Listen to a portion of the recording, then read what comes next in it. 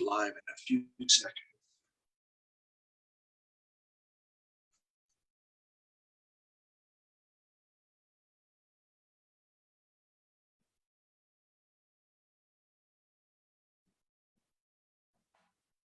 And we are live.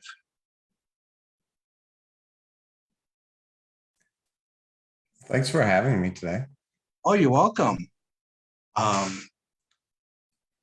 Thanks. I got a chance. I've been listening to your CD, and I came to one conclusion. You know, I enjoy it very much.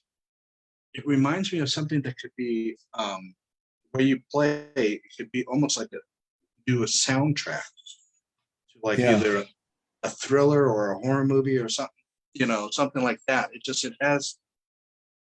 has that feeling that, you know, when I sit back, I can close my eyes and I can kind of picture things happening, you know, to the music. And it's like, I think that's the cool thing about instrumental music, is that you can do that. Yeah, that was kind of the goal. I mean, it's always a little bit of a back goal in my back of my mind with everything I do is I like seeing things as like a soundtrack and kind of creating that. The biggest thing with this is just I was thinking, because I didn't necessarily set out to create this album. It just kind of started to come out of different things, and one being the pandemic. What happened is the band is for lack of a better word, it's a production. It requires getting two other guys in a room. It requires lots of gear. It requires the recording of the album is a process. The mixing of the album was a process. Everything is just a lot more involved. And I just had a lot more time to begin during pandemic, being home, that I was like, I really wanted to do more. And so that's kind of where it started with. And it kind of just has been growing from there, because what happened is now I've kind of realized that I really like this idea of what can I create on one instrument and not relying on a guitar, drums, or other instruments. So creating an entire, like you said, like a soundtrack that's happening that is with one instrument. And particularly, I absolutely love the instrument I play. I'm just fascinated by it. I just continue to love playing it. So it was, what can I take? How can I take this war guitar, this instrument, and really push my limits with it, but then also just create something that is entirely war guitar driven. So that's where it kind of came out of. As I do with a lot of things, I create a storyline. So this is actually a trilogy. So I got signed to a record label, Wayfarer Records, and in our discussions, I said I want to do a 3-album idea. And so this was part one of what I call the Ternary Instinct trilogy. And it's really following the psychoanalytic theory of the id, the ego, and the superego. So I started thinking of it like that. And then my first thought was, okay, where do I want to start with those?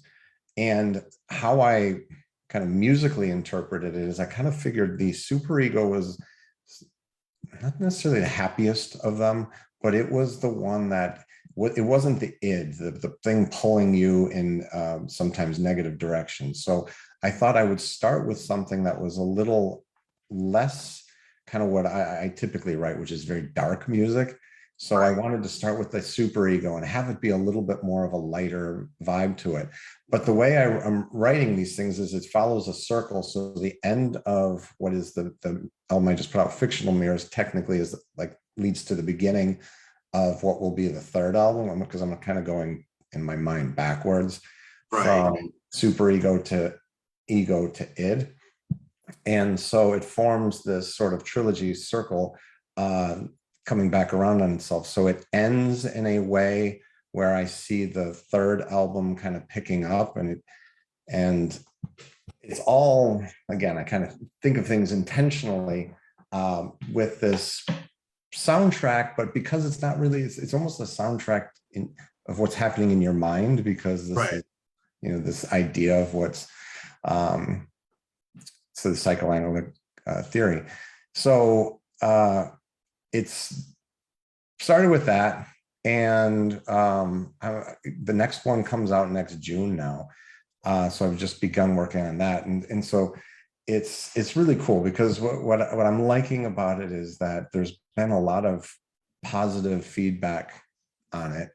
I think people are surprised. In fact, I just read somebody saying, like, how did you create the keyboards? Like, I can tell you there's no keyboards on this album. It's entirely war guitar. And that's the part that really excites me the most, is how to make an album when it's just me. Yeah, that's what I noticed on that. It's like it sounds, like there's more than just one instrument, but at the same time, I'm a, just like you being an instrument, a musician, and me being, a fan of music, it's just interesting how they can do more than what they're just made for.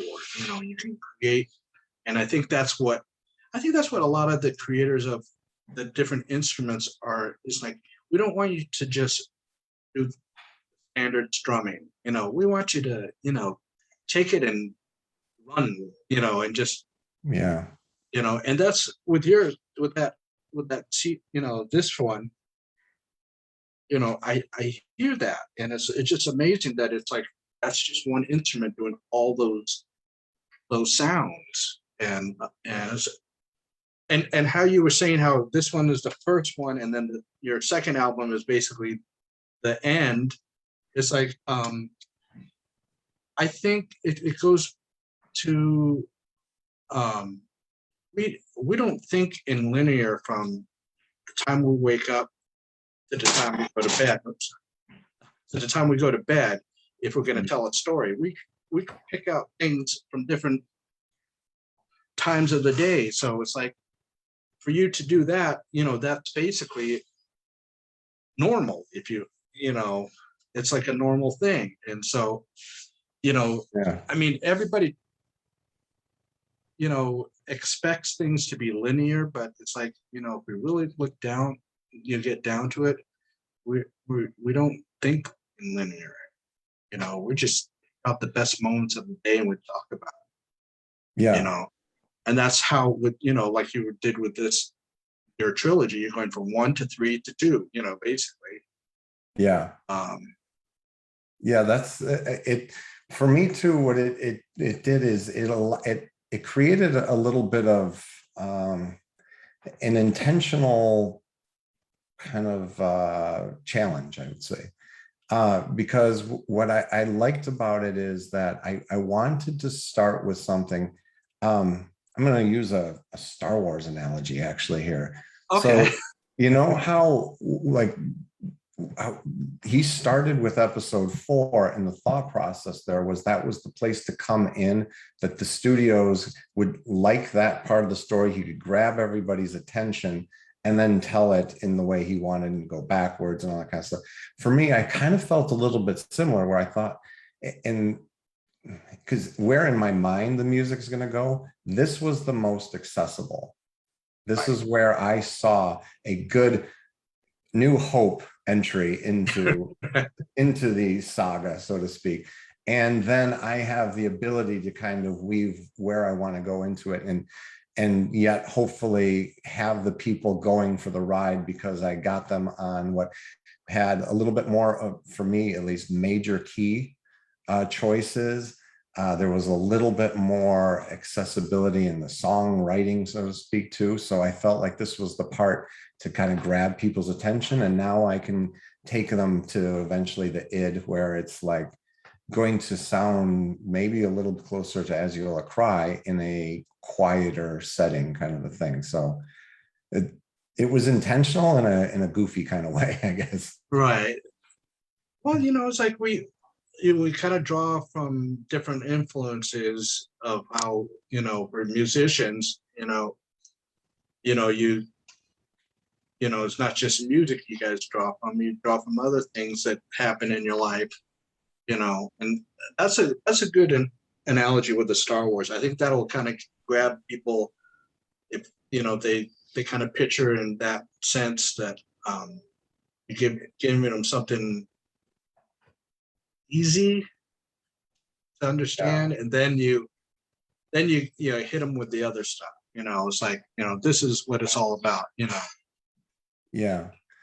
The other theory I had, or thinking I had going into this, is that I don't know of, and I know since then some people have kind of compared it, and I love these comparisons because it is stuff that I am aware of, like Tangerine Dream has been mentioned. I mean, how I came into the ambient music was more the Frippertronics. It was through Robert Fripp, because of being a big King Crimson fan. So I was sort of into this music, but not necessarily playing it. And what happened was that Aziola Cry started to incorporate a little bit of it. So if you listen to the second album, Ghost Conversations 1 is essentially a soundscape created on, that would have been back in the day of Chapman Stick. Was playing Chapman Stick, so it was on Chapman Stick. And then we added a little bit of drums at maybe the last minute of it. And a little bit of guitar comes in maybe around minute 6 or so. But it was essentially a soundscape. And what happened with the new Aziola Cry album was I made a conscious effort to, like, all right, I'm going to get rid of that portion. I want to just focus on the band and the band playing, and we got a little heavier, and that just seemed to not merit having any ambient music kind of incorporated into it.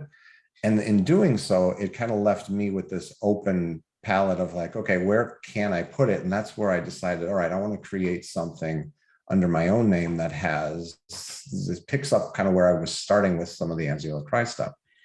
But then what I did is I decided, wouldn't it be cool if it was under the banner of ambient music, but it was progressive ambient music. And so I started thinking to myself, like, well, what makes progressive music progressive? What is it that I can do to more quiet music? Because some of the things that are, the genre is known for is the instrumentation, and I'm limiting it to one instrument. Some of the things it's known for is odd time signatures. And I thought, okay, how can I incorporate odd time signatures into music without drums? And so that became my goal and my challenge. And what I think is kind of cool, and I don't even know if it's really even known, like, it is, if you listen, there are odd time signatures throughout that CD. Yeah. Now, there's no drum beat to necessarily lock it down and for you to feel it all the time. Right. But, like, for example, Shortcomings in Opposition, the very first song, I can't remember what it starts. I think it starts in 11 and it moves to 17. And it's like, what I think that's kind of cool that it's all happening within this genre of ambient music. So that was the thing that I tried to create with this, is like I don't know, maybe it exists, and maybe somebody could point me in the direction of where it does exist, but Right. Where progressive ambient music, and that was what I tried to create. It's almost my own genre within it. So that's what this is to me. At the heart of it, it's a progressive ambient album, and that's what I think of it as. Well, see, with me, with ambient music, it was always a hit and miss whether I liked it or not, because sometimes it's too quiet and just too mellow. But with this one, it keeps you, it's not like, very violent, but it keeps you interested into listening to the whole song and then the whole album. And this is one of those, I think it's one of those albums that you got to listen to it from start to finish. You can't just stop at one song, and just put it away and come back a couple days later and listen to another song. It's one of those things. Invest your time in. And I think that's what most progressive rock albums are, is, you know, you invest your time, whether it's 45 minutes, 50 minutes, or, you know, 70 minutes, whatever the time limit, it's, you invest your listening time. You know, so you just basically, you know, if you're like me, headphones, just put on your headphones and turn off the world and listen to the music, and then, you know, come back later to the world. And that's, you know, that's one of the things, what I like about this album is that, you know, it's exciting, it's interesting, you know, whereas most ambient music to me is very dull and boring, Yeah. you That was a know. conscious effort, and because I feel the same way. As I love the genre, but I've as I've gotten more into the genre, I've learned too that it's very diluted with just a ton of people doing very similar things, very background, and I wanted this to stand out. So I wanted it to kind of sit in that genre, but not as you know at the same time. That's where I used distorted good. I mean, it's all on the war guitar, but it was distorted.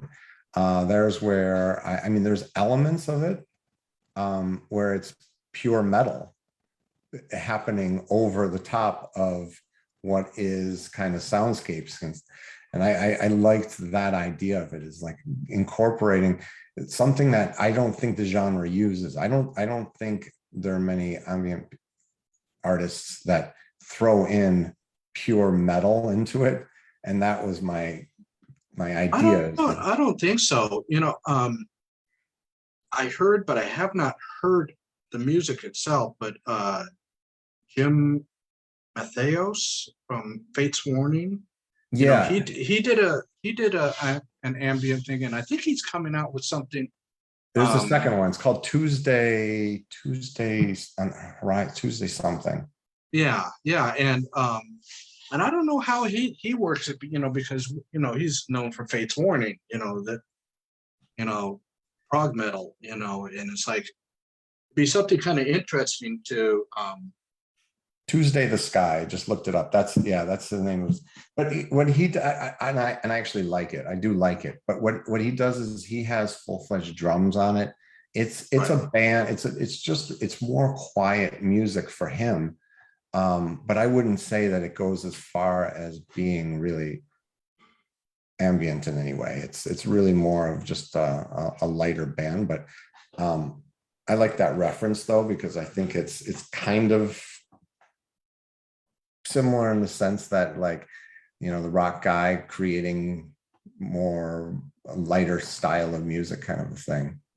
Right, you know, and it's like, you know, I think that that's sometimes a lot of those guys need to kind of do something a little different, you know, because, you know, I know that a lot of these musicians don't just live and breathe metal.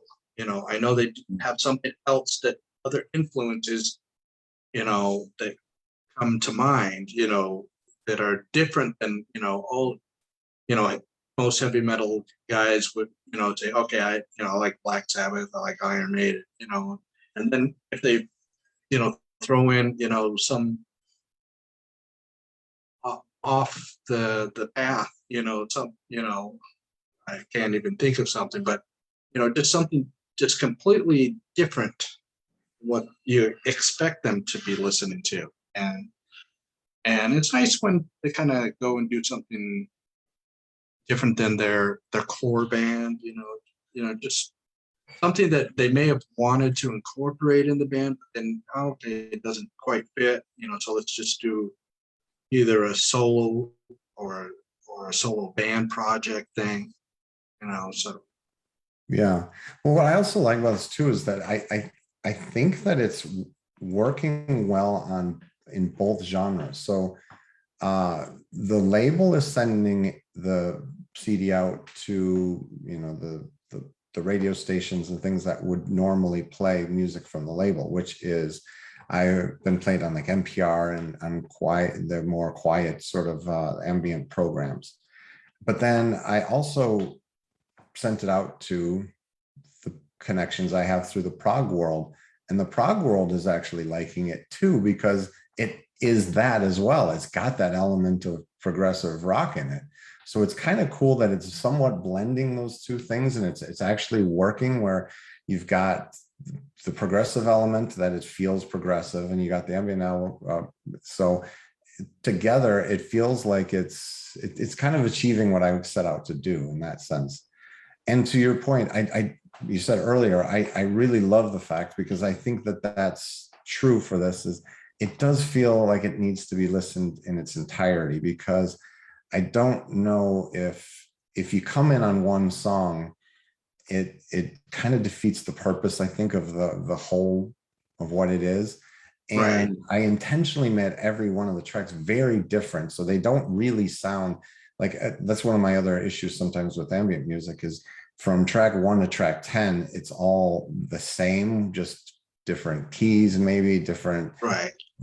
swinglings of piano over it or whatever, but it's not a whole lot different. And this was a very intentional, like every single track had a very different vibe to it to go with the idea of what was happening in that mind pull from the superego, wanting to find the idealistic pathway, being pulled in, trying to convince the ego to not listen to the id and do this. So I was very intentional, kind of trying to tell that story within 6 unique songs that don't sound like the next. So I appreciate the fact that you said that is like, it requires a whole listen, because that really was my intent too. I don't, even though I got to say, I did create a video for the first song, and I have a second video coming out for it. And just because of that, I feel like I'm also then telling you to listen to one individual song, but it's really more just my way to try to grab people to come into the Right. whole piece. Well, your videos, for Aziola Cry, are, I kind of are very unique, because usually it's, a lot of prog videos, they'll have just the band they're playing, and maybe adding some visual things going on. But with those, I think it's just kind of a unique thing. And, it's like, I kind of think watching videos that with bands playing, unless it's a live video, it's like, that's kind of boring, for me. I just want to Yeah. music video. I want to see something happen. What did they do? Like with Iron Maiden song, Writing on the Wall, that Yeah, yeah, animation, yeah. I mean, that was, I don't think we've had a music video in a long time that used an animated story, all the way through. So it's like, it makes it interesting. It makes you want to, okay, yeah, I'm gonna watch it, you know. The person who did our animation for the Aziola Cry video did my first one. It was for, the video was called, the song was called Shortcomings in Opposition. It was track 1 off of the album. And he used, so the album artwork, we used that guy kind of the up in the air. Yeah, that we used him and those 3 mirrors as the basis for the video. Oh yeah. So we have him going up, and then it kind of shows them up in the air, kind of floating in the air, and in this sort of ethereal kind of thing. For the next video, it's the first video I'm using a different animator, but it's the same character, that person, but we have a visual representation of what the super ego would look like. And he's pushing and pulling because for the second video, it's going to be for the song, The Criterion of Guilt. And so we wanted a representation of what this super ego would look like, kind of convincing the same person from the first video to do something against their kind of what they think they should do, but there's this push and pull kind of a thing. And I can't wait. It's going to be coming out in this next month, but it picking up almost the story where that first video left off. But I'm trying a new animator, so I'm excited to see what he's been doing up to this point is absolutely amazing. But the first videos, that was a buddy of mine, Jeremy Bessoff, and he's just getting really busy. So I had to find another animator for this new video, but I'm excited. It's coming out soon. That'd be cool. Might be kind of cool, like you say, how each song sounds slightly, different than the previous one, is if you can get different animators, and see their interpretation of each of the songs, Yeah, it's funny you say that, because so the biggest thing I've learned over this year is that everything takes time. I guess I should have known that, but like, for example, the next thing I'm doing under my own name is actually, I know Fictional Mirrors is solo war guitar, but this is truly solo war guitar, like no overdubs, just me playing the instrument, lots of notes. I call it, like, I like to categorize things. I don't know why, it just helps me kind of with what I'm doing.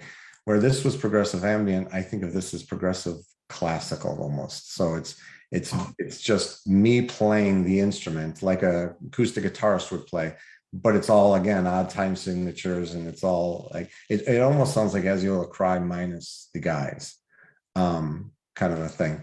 And anyway, so that's coming out in February, and I started the process of making the videos and getting all the stuff together about 3 months ago, because what happened is, like, for this album, and even for that matter, the last Aziola Cry album, is that I was always waiting for the people to get the pieces put together. Right. Like these videos, I guess, I don't know why I thought this. I guess I assumed that you could just kick one out in a couple weeks and then that would be Right. it. But as I've learned, it's like, oh my gosh, these things take months and months to put together. By the time you're done with all the little components, the filming might be simple. Like my portion is somewhat easy. Show up one day and pretend to play for a minute, but then, like, there's so many more things that go into it. That the animation, and then filling in the animation with so it's taught me that what I have to do now is prepare things way far in advance. So that's kind of what I'm doing. So we've just filmed the next 2 videos for that next album already, and it's going to come out in February. So the fact is it's like October, November, December, January, February. I've got all this time to get it ready. Whereas in the past, I was always feeling like I was playing catch up to get things. So that's what the next video is coming out. And then what I really want to start doing is, like I said, I've started writing the next album in this trilogy, is do something like that. Maybe get 5 different animators to do 5 different videos. Just knowing that it takes so long is like, start the process today for next year. Oh yeah. So you've been keeping kind of busy during the pandemic and whatever we want to call what's going on now.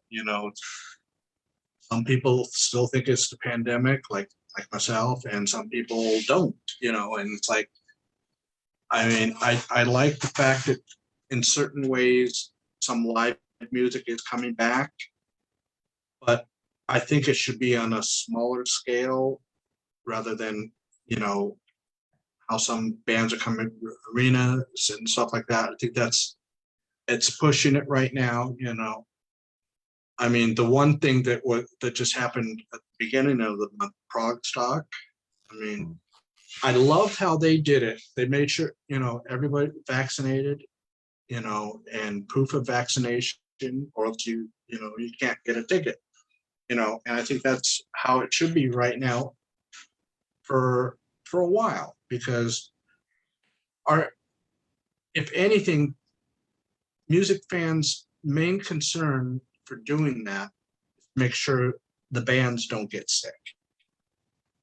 That should be our major concern as the fans. We need to make sure that you, the musician, doesn't get sick, so that you can continue to play and create your music.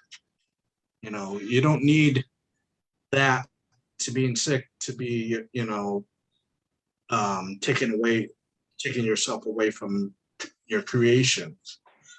And I Yeah, think, but just the one thing that's kind of stinks about that, just from, because I agree, other than the fact that the timing of putting out albums now is just, it's kind of like Aziola Cry put the album out in March, and we have not done one show to promote it. Now we're actually starting to book what might be some legit shows, but they're next February, kind of hoping again on the horizon things get better and everything's, right. works.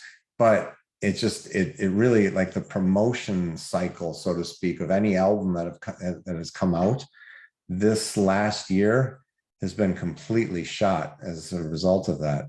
I think about even some of the bigger ones, like Steven Wilson put out that album and had this big, I kept reading about this big tour idea he was going to do, and it's just, never happened. So I wonder Right. what that really did to those albums, because I wonder what, like, for example, what would have happened had the Aziola Cry album come out and we would have been able to promote it more from a live standpoint. So, Right. that's the only bummer of this, is just like this holding pattern is kind of hard on the album itself. Yeah. Yeah. The one, like going back to that Prague Talk, what they also did is offered live streaming. Mm. And I think, take away the pandemic, live streaming is something that should be looked into seriously by a lot of bands and artists, because you're going to be able to reach not just a small audience, but you're going to get the whole globe. Someone down in Australia that may bought your CDs, and someone in Europe somewhere, or wherever they're from. And it's expensive to fly in and then to get a hotel. So offering a live stream is like the next best thing. And if you know, I know you're not going to get that personal vibe off of the audience, but it's like right now, it's like it's the next best thing. Be able to play and maybe have like a small little audience in a studio that you trust, and have that, so you have kind of a live in studio, but you have people you know applauding and everything. Now it's just something to look into for, because it's, even though there are bands that are playing live um right now, some that are, some shows that are going on, that I really think that they're walking on a tightrope right now, because we don't really know what's going on with the pandemic. It's not over by a long shot, and I've been hearing of shows that been canceled or postponed because it's not safe out. And um and i and I feel for the musician that wants to go play live. I understand that's part of their DNA is, okay, we create and we want to show it to everybody, you know, not just not just on a CD, but live. I think that's part of being a musician. And this pandemic is not allowing you to do the second part. you Yeah. know. I wonder though, because there have been a few bands, like I saw Pineapple Thief did Yeah. a live broadcast. I wonder how well it worked. Like I know they've since then released it, or they're planning on releasing it. So I know it was, they put the time and energy into making. Oh, another person who did that was Devin Townsend, did a few It's of them. something. Yeah. Um, I wonder, what the numbers are on that, like how many people tuned in live to see Right. it. or because I think we also live in a society where like I could see people buying the album maybe or streaming the album afterwards. I wonder how many people actually took the time to sit in front of their computer or their TV that night and watch it live. I don't know. It'd be interesting to know though if it did well. I mean, if I had enough advance warning, I really didn't with the Prague Talk. If I had enough advance warning for that, I definitely would have bought tickets to watch the live stream, because I got a 55-inch TV, so that will come off pretty cool. The I problem just with think, home though, don't you think though, if you had that streaming at home, would you be watching it the entire time like you would have in the venue, or would you have gone, made yourself a sandwich, kind of come back? probably, yeah, but you couldn't do that in the venue if you wanted to, and also in the venue that sandwich will probably cost you $10. Yeah. True. That's so I mean, yeah, if you had everything set up ahead of time, you got your drink of choice and you know sandwich or a little snack tray or something like that, and watched it. Yeah, the Pineapple Thief, they did release it on Blu-ray and on CD. And Yeah, I knew it was coming. Is it already out now? I think it is because I've seen Okay. it on my on Amazon. Okay. So I mean, that's I mean, just other alternatives Yeah. to look into, to at least get, to at least kind of show people out there, yeah, we're still here. We're not hiding out. We, Yeah. we're being careful, but we're still here. You know, We've talked about it on numerous occasions with Aziola Cry, and the thing that just keeps holding us back is that it felt like every time we would get close to maybe doing something like that, things started opening up. And so we saw this window, and then we would kind of like, okay, well, things are going to get better. So let's hold off on that. And then things would get worse. And then got squashed. And so now, we're talking about February. And I mean, I'm hoping February actually happens. And because that's dates are actually getting booked for that. So now it's kind of like, all right, well, we'll hold off on that video stream idea again. But yeah, we probably should have just pulled the trigger back when we initially thought like, hey, why don't we do this? But it always seemed like there was the potential for things to get better. for that not Yeah. to be necessary. And so we just kind of kept holding off.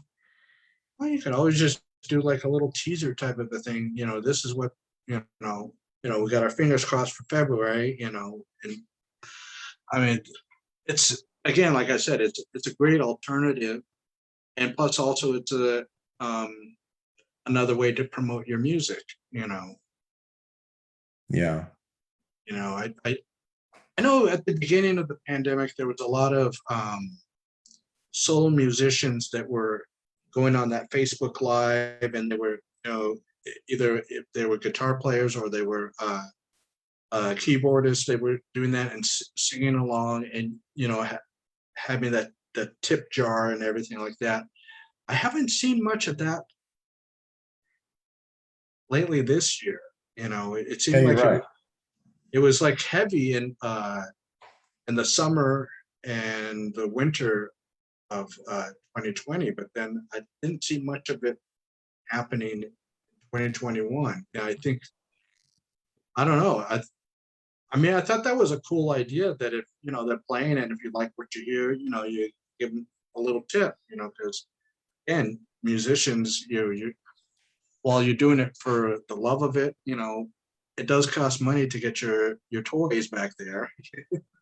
Yeah, no, you're right. I wonder why that stopped. The only thing I can think of is just, I wonder if it just didn't prove to be all that successful because it seemed like that was really popular for a little while. And even,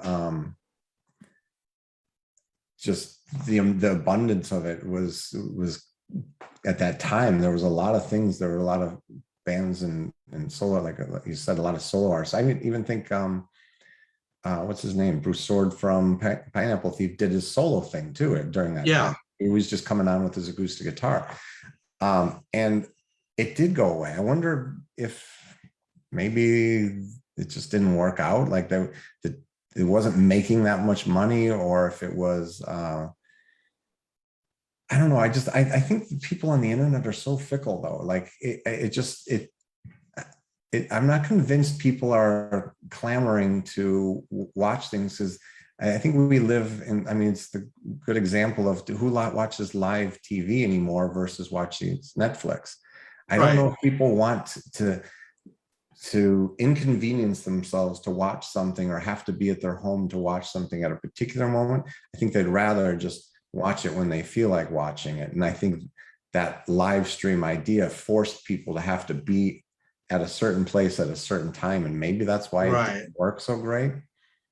Yeah, I'm guilty with the streaming stuff, primarily because I don't have cable, so I basically stream the TV shows and everything. So, but I do understand if the cable prices and they weren't like tacking in all these unwanted channels. Just for me, I think it would be just perfect. It's the local channel. That's it. Offer me the local channels and I'll be fine. You know, uh, but the streaming, the live streaming, yeah, it does. It's kind of like watching live TV. You got to be there or else you're going to miss. But I think also with those, most of those live streaming events have offered like for 48 hours after that you can watch it as many times as you wanted to afterwards. So I think it offered you that, I guess you would call that on demand. Right.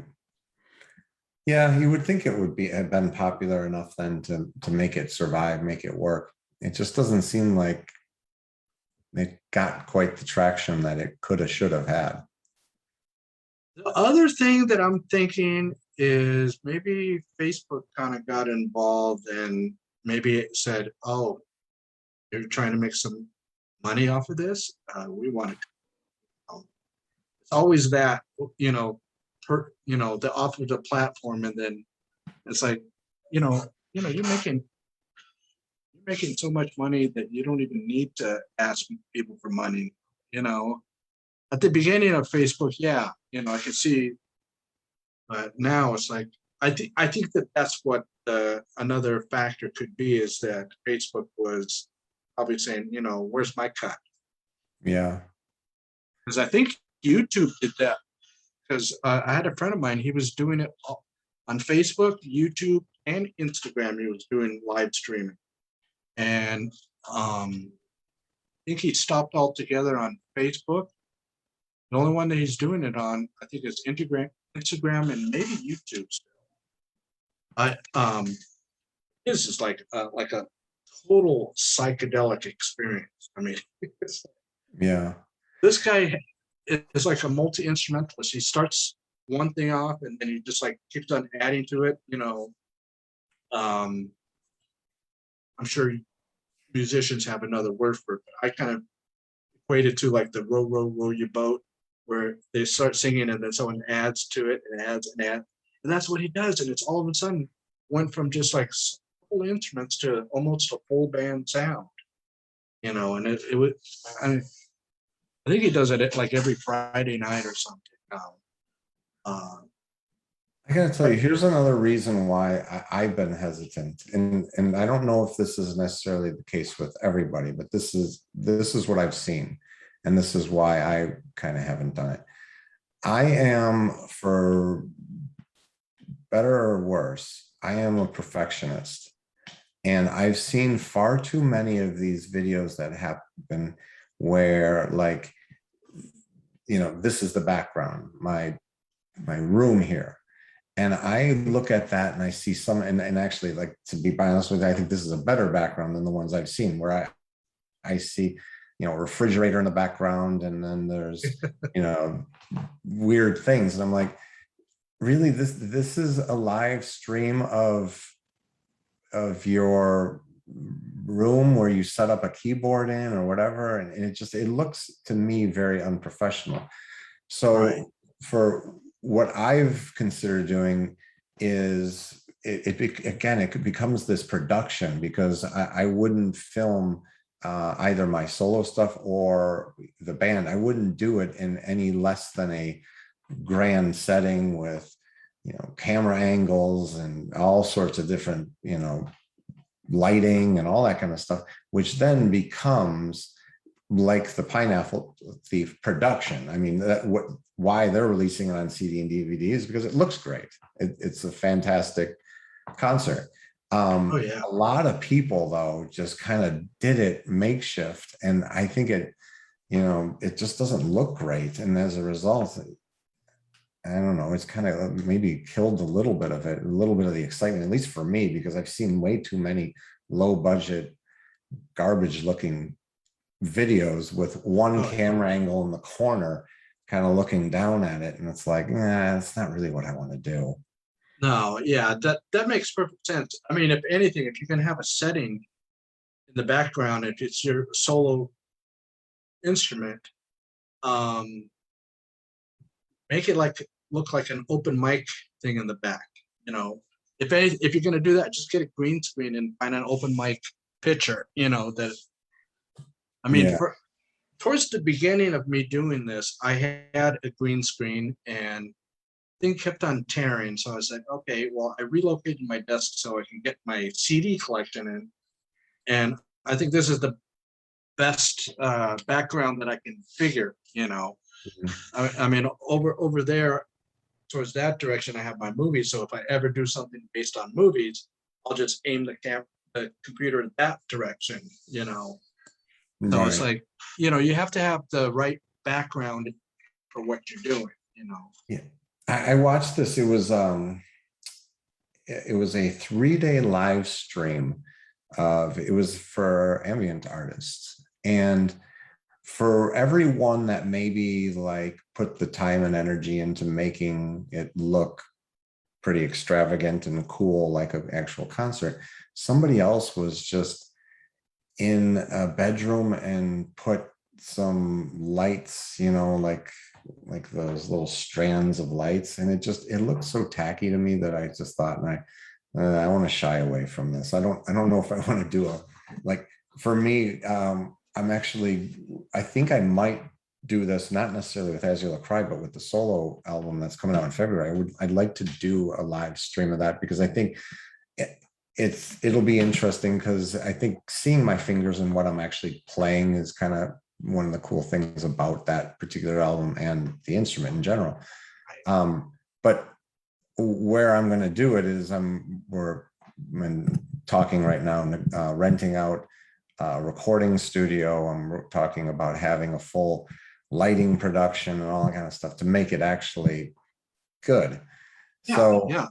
as a result of it, it's just everything is a bigger production. And that's where, again, I come back to that. I'm a bit of a perfectionist, so I wouldn't want to film something, Right. Yeah, here. I think that's a great idea. And then to do it live streaming, or even I've seen people doing a lot of the, what do you call it, those little lockdown videos where everybody has a little Yeah. piece and they show. I mean, I thought that was clever, and I really wish. Those went away too. Those were really popular to begin, and those kind Yeah. of go away. Yeah, I wonder why all that stuff kind of faded. Well, I don't know, but the one that I thought that was doing the most interesting choices of cover songs was Charlie from Anthrax. Anthrax. Yeah, those were I mean, great. I mean, a Fleetwood Mac cover. I mean, I would never in a million years expect that to come out of him. But they were fun, and I know there was probably their hardcore fans were going, "Oh, why are you doing that?" You say, "That's what he grew up with." That's the music. Again, going back to that, just because you're a metal artist doesn't mean that that's what you only listen to. You listen to other things. You have to have. I think it's nice to have a wider palette of music to listen to. Yeah. Those were good. I think even Mike Portnoy did a Yeah. few of them. But like you said, those ones just disappeared. I mean, Sammy Hagar and his Circle Band did a whole series of them and then put it out as an album. Yeah, I mean that was kind of cool, you know. It's like I I have a feeling in next year we are going to be flooded with albums, you Yeah. know, because I think everybody has been kind of on and off working in 2020 and kind of gotten a little bit more in 2021. There's been albums released this year, you know. I don't think as much as 2019, but I think 2022, I think that's when we're going to see so many albums that people, it's going to be like, you know, that came out. I can't believe I just, you know, Yeah, I have a feeling that's going to be a bad thing, though, in a way, because it's going to be so flooded that you're going to miss a lot. Because, in a normal year, you might be more open to, or just you have your ears open to hearing things coming out. But I have a feeling you're right. It's going to just get dumped with albums and things are going to fall through the cracks as a result of it. I have a feeling. I think so. You know, the more popular bands, you know, they'll you know they'll get the notoriety, but the ones, you know, the lesser popular or the bands that, you know, release occasionally release an album, you know. So I think promotion is going to probably be also at its highest too. You know, people are going to be it's going to be to a point where it's like, you know, maybe 100 albums might come out every month, you Yeah. know, and it's like, what do you buy? You know, you're going to have to pick, you know, unless you got the money to buy all 100, you know, it's going to be a difficult choice. So it's like, you know, you just, that's where it's going to almost be where the bands are going to have to compete. It's like, you know, no, buy our album, you know, and I mean Yeah. it. And then also, I think the touring, because I did hear too that a lot of the places that were that they had uh, gigs booked in 2020 and they were canceled and they postponed some of them to 2022. You know, originally this year, but after for next year, all those good venues are going to be taken up. So the band, Yeah. you know, the bands that have the money are going to be able to swipe up those things, and if they're rescheduling a show, that's gonna, you know, so it's gonna be a weird year. I It's think gonna be so. um I and think so. so and at that point, I think that's when live streaming needs to be pushed so that, you know, hey, if you can't get into your favorite venue, you know, in your area, it's like, hey, you know, I rented a studio. We're gonna go live on such and such a date at such and such a time, you know, selling tickets. You know, it'd be just the same, almost the same as you coming to see us live, but it'd be in your living room or bedroom or whatever and watching us play live. You know, Yeah. it's it's really the only way you can do it now, you know. Yeah. Well, that's another reason why so the fictional music, kind of going back to what you were saying, like the artist you knew with overdubs and overdubbing a bunch of things. For that album, there are overdubs. I can create that live, but it requires the building process. It requires me to put a loop in and then another loop, kind of a thing. And that's where one of the reasons why I created this next album that's going to come out next year is that I wanted to be able to do something that was from start to finish. The way it sounds on the album is exactly the way it sounds when I play it live. Right. And I thought to myself, like, I could warm up for bands, I could play shows anywhere, and it's just me showing up with my war guitar and playing. And that's kind of where I was going with this next thing, because I feel like the instrument itself is unique enough that, just standing in front of an audience, they look at this thing with 12 strings and already wondering what's going on there. And then the way Right. it's played is very unique because it's all being tapped. And so I wanted to explore that idea of just like what does a one person band look like that can create as much noise as a rock band without necessarily the rock band behind them. Behind them. So that's Right. kind of where I'm going with this solo material as well. So I'm hoping that it does translate to a lot of live shows, and that we do eventually get back to live playing, because I'm really excited to play this material in front of people, because I think it'll sound different. I think I don't know, there's people doing solo material. There's people doing, playing Chapman sticks and things like that. But I've taken a little bit of a different approach to it. And so I'm hoping that comes off when I can get out there and start playing.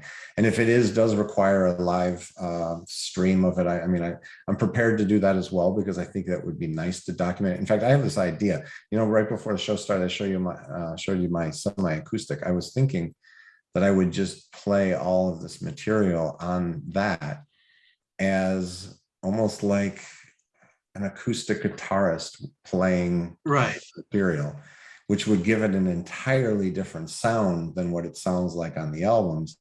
In fact, I've worked up the second song on Fictional Mirrors, Criterion of Guilt, and it sounds totally different, but really, really cool, because you can still tell it's the same song, but it sounds almost like an acoustic guitarist is playing it.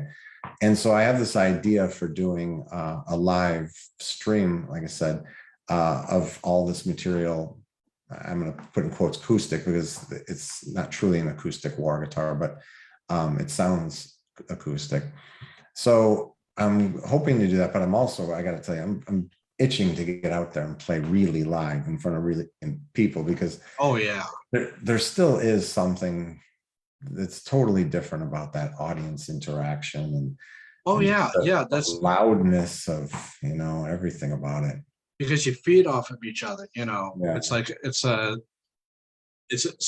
mutual thing that's happening. You playing the music, we're reacting to it, and then you see our reaction, and that makes you uh, react even more. So it's like an endless thing, and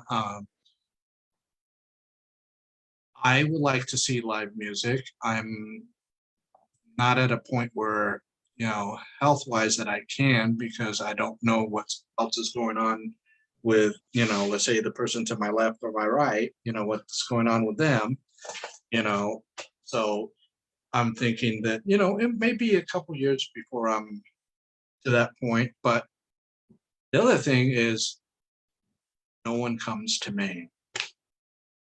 oh yeah, you don't. No one. Yeah, I I mean, don't. well, I should say no prog band comes to me.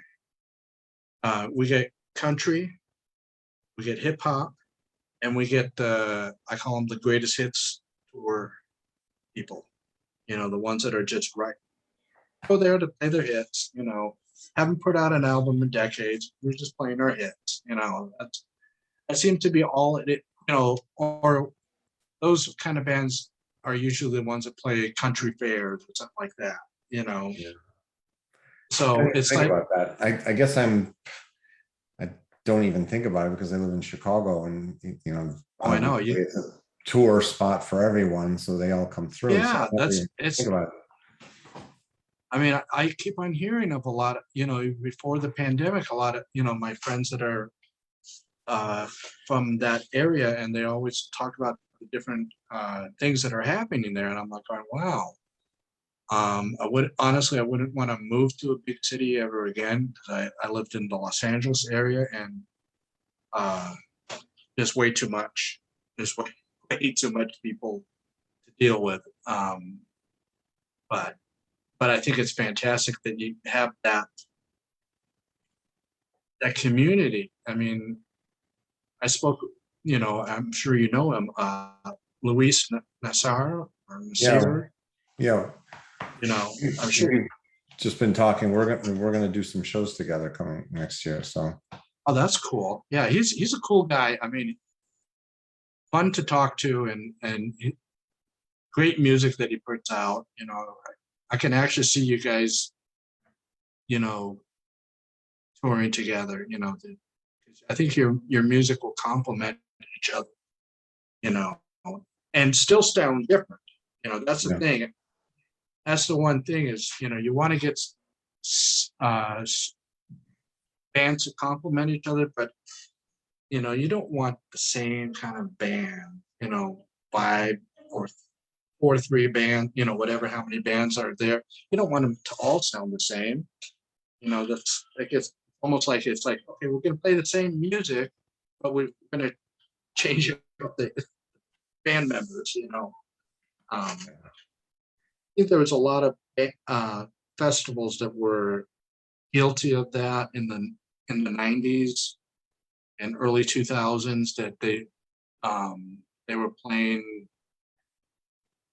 too similar of bands, in their lineups. A lot of them seem to have happened in the Los Angeles area. Um, at something called uh, Prog Fest, and then that ended in 2000, and then we got Prog West that only lasted. They only did it twice, and then Cal Prog. I think they did 3 or 4 of them, but I didn't go to the Prague West, but the Cal Prague ones, the bands were very similar to the previous band. And it's like, I want, if I go to a festival, I kind of want a little bit of a variety. And then yeah, then they had this little tradition that they made up of every band plays a cover song at the end. I'm like, um, if they feel like they want to put out a cover song, do a cover song, that's fine. Or do an after hours party thing, play the cover song. I just kind of felt like it was kind of forced in a way. It's like, it should come out naturally, if you want to. That's what, it's like your interpretation you know, of a class, you know.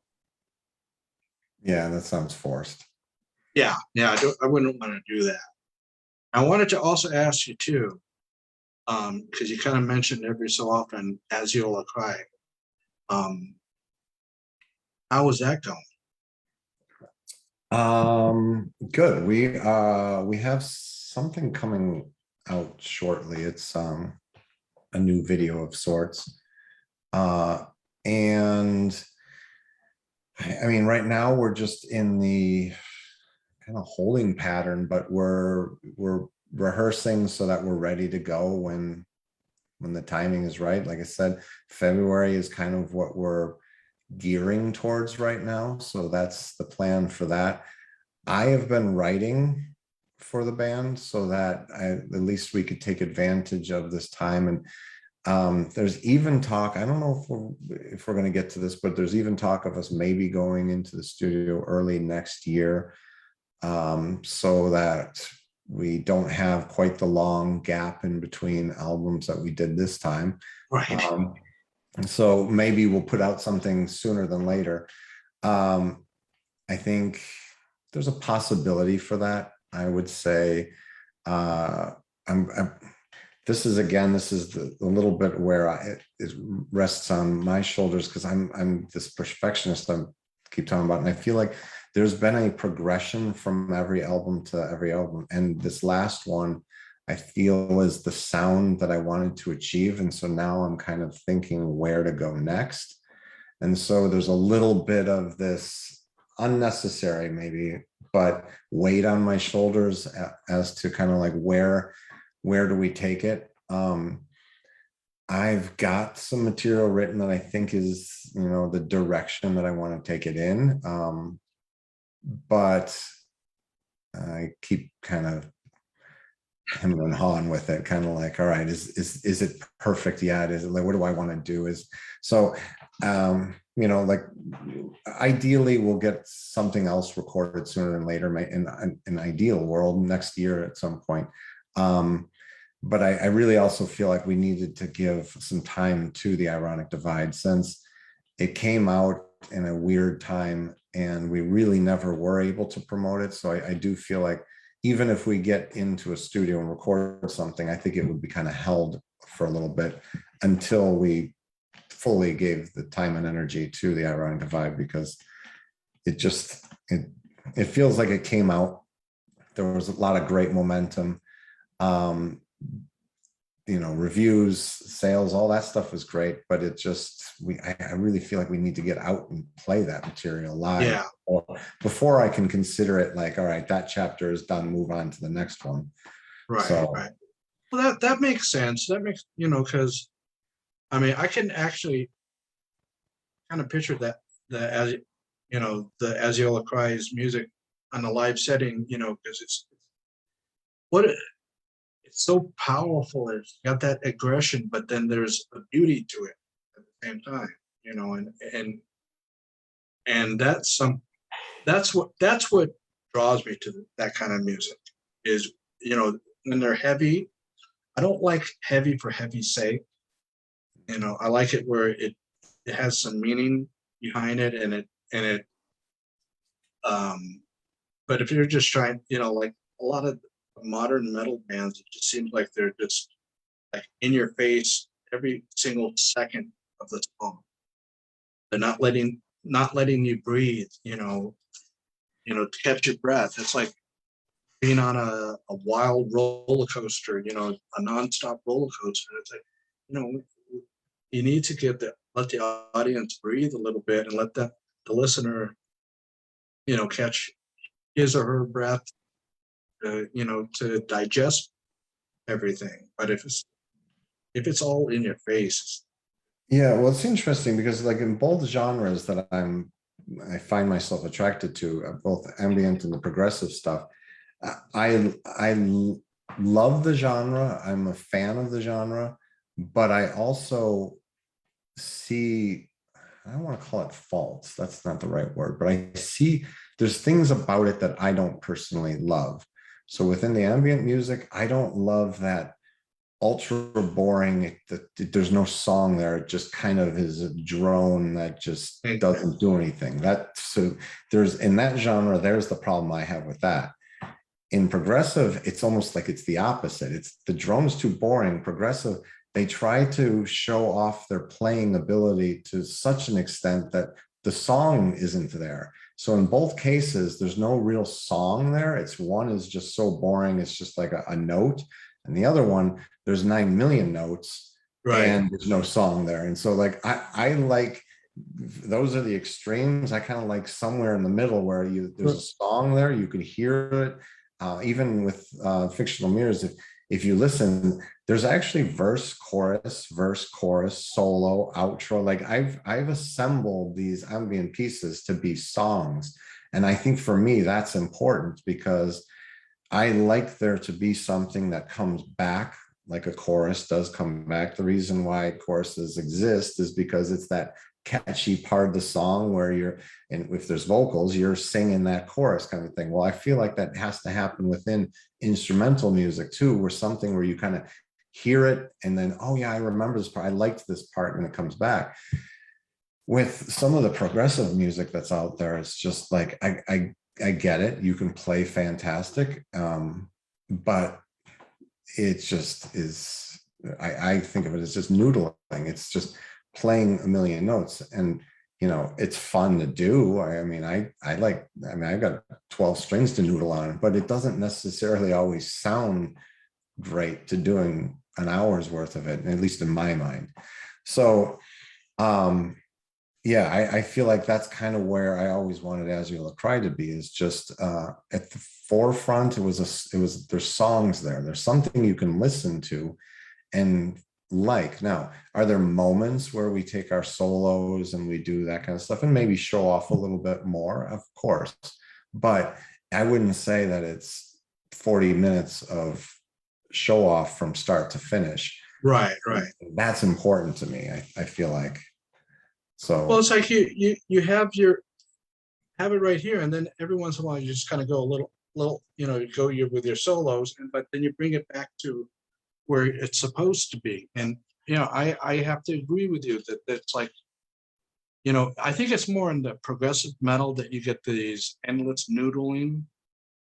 And like you said, it takes away, and then it's like there's no song there. It's just okay. Here's either the guitarist or the keyboardist going off.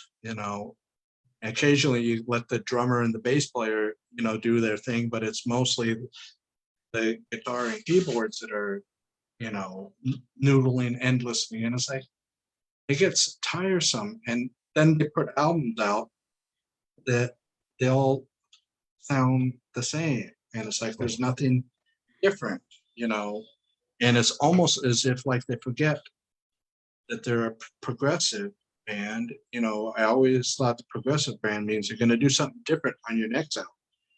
It's not going to sound the same.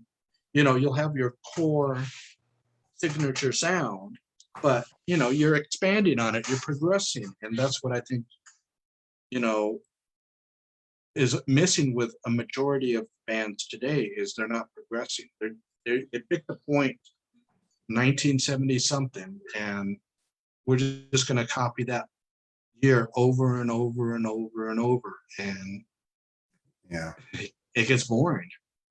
yeah.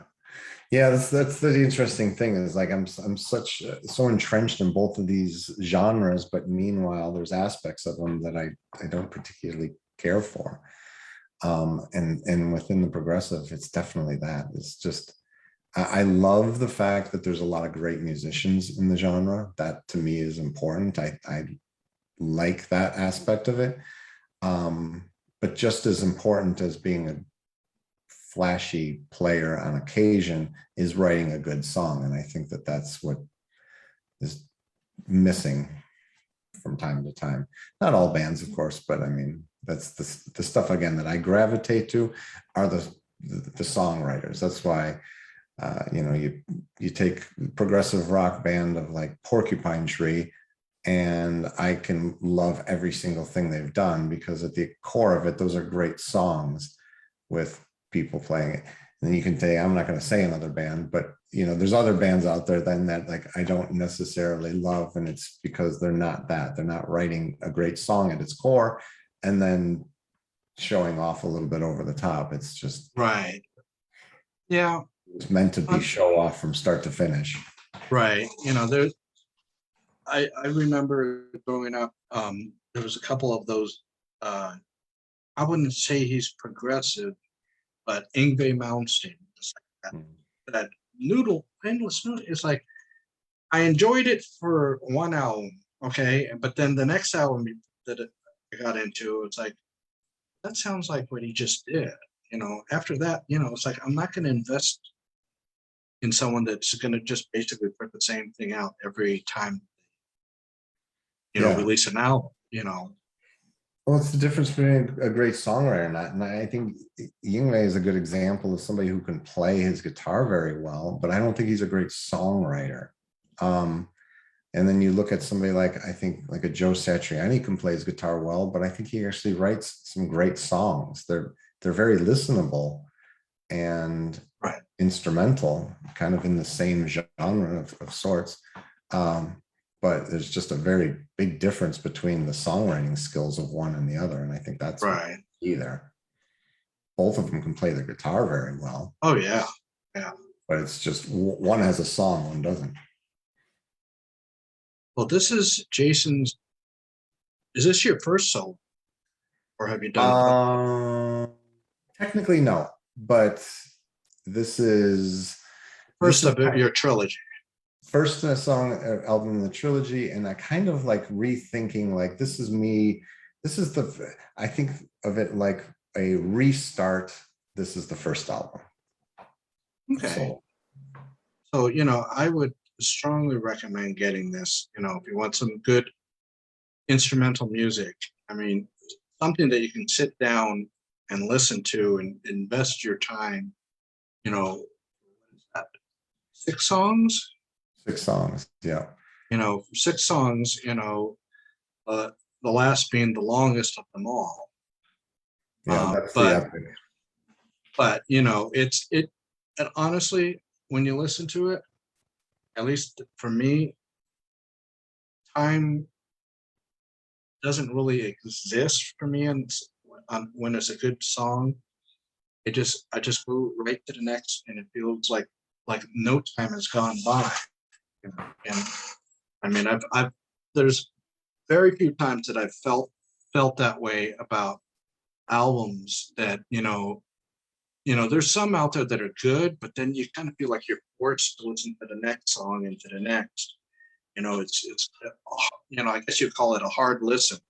This is an easy listen, not easy listening, but an easy listen Right. that, you just can get right into it, and in no time it's the album's done, and you'd be like going, wow, that was good. Maybe I should put that on again, you know. I appreciate Um, that. and I appreciate you taking the time out, with Aziola Cry, and then your solo stuff to coming on, to talk with me about it, Thank you. um, Yeah, anytime. and I look forward to what's next on both fronts, your solo and Aziola Cry. It sounds like you're going to probably right now concentrate a little bit more on the solo stuff. I think so until at least until no, well, I'm right. The Aziola Christ stuff is happening behind the scenes right now. So yeah, it's going to appear like that I'm concentrating more on the solo stuff, but it's just that the Aziola Christ stuff is kind of bubbling and under the surface. It's going to happen soon. And then you got the cross my fingers for you guys live in February. Yeah, That I'll keep you that posted. happens. That happens because you you guys and all the other prog bands that I like that are that I've talked to that want to get out there and play. You guys deserve it, but at the same time, you got to be safe, because Right.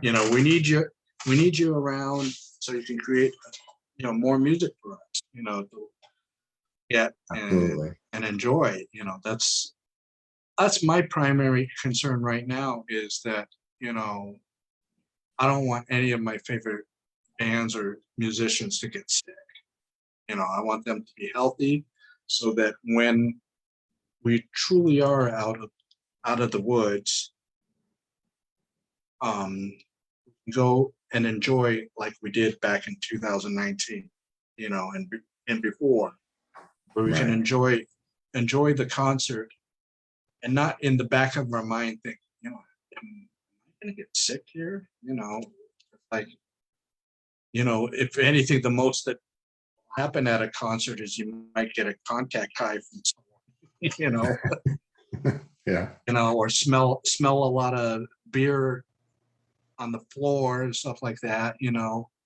That's all we want to do. It's like we want you guys healthy, Yeah. and I appreciate that. And I appreciate you talking about my new album. I'm really excited about it. And so I love I talking to you. think I think if people enjoy Aziola Cry, what you do on Aziola Cry, they're gonna enjoy this too at the same time.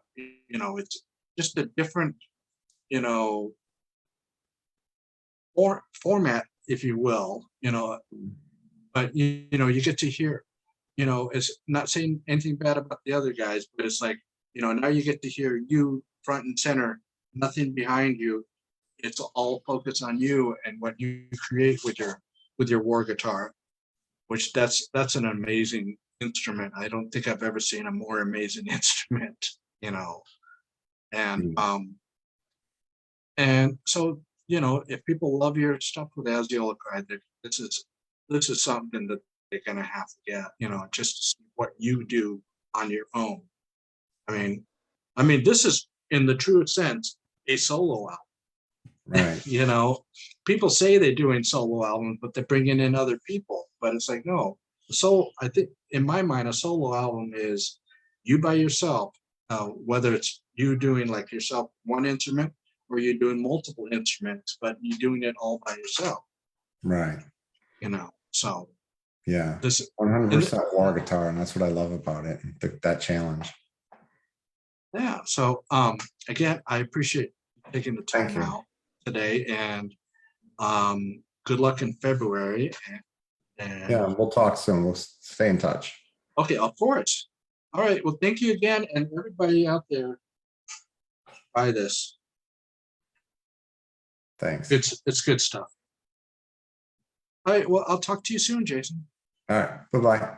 Bye bye.